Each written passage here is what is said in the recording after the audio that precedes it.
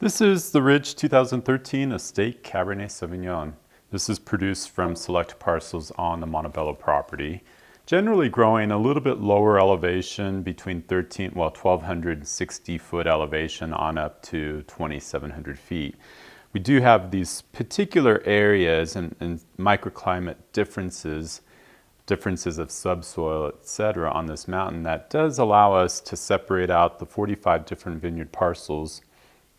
Roughly 50% are Montebello, 50% are estate. So in the fermenters, we're checking to see those differences of characteristic between a lot that is going to have that classic Montebello character versus those parcels that have more of an estate feel and sense of complexity.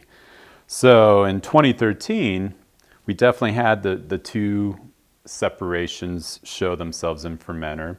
I was able to really watch the fermentations here, all natural yeast, but short macerations. 2013 was one of those big tannic vintages.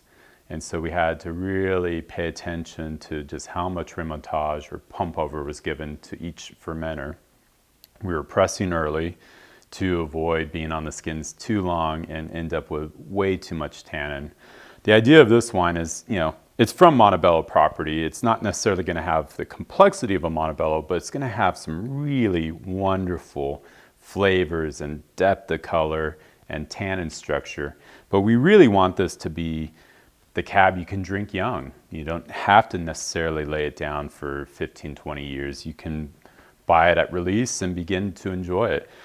So in blind tasting, we always go through and do our selection for Montebello. So those are generally the lots that are from the most stressed sites here on the mountain, producing a cab that can age for a very long time. The estate lots come from maybe those richer soils, in the slightly warmer microclimates where it's going to produce a much more kind of seductive cab with good fruit, nice integrated structure, and in 13 it came together nicely. So this year's blend is the 75% Cabernet Sauvignon, to be called varietal on the label. It's then followed by 20% Merlot, 3% Petit Verdot, and the final 2% is Cabernet Franc. Each of those great varieties joining Cabernet Sauvignon can really impart difference of aromatics, tannin, texture, acidity, liveliness. So it really comes together nicely as kind of a classic left bank style Bordeaux blend. And aromatically, you can definitely get a sense of place. I mean, it's got the Montebello characteristics going on the nose. A little bit more of the chaparral, the forest notes are coming through. Good American oak spice as well.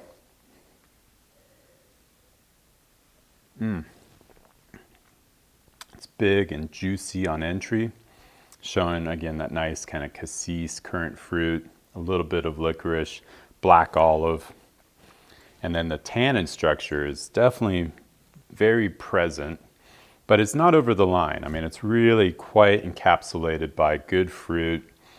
The tannins definitely linger, but they're those nice, fine, elegant, chalky tannins.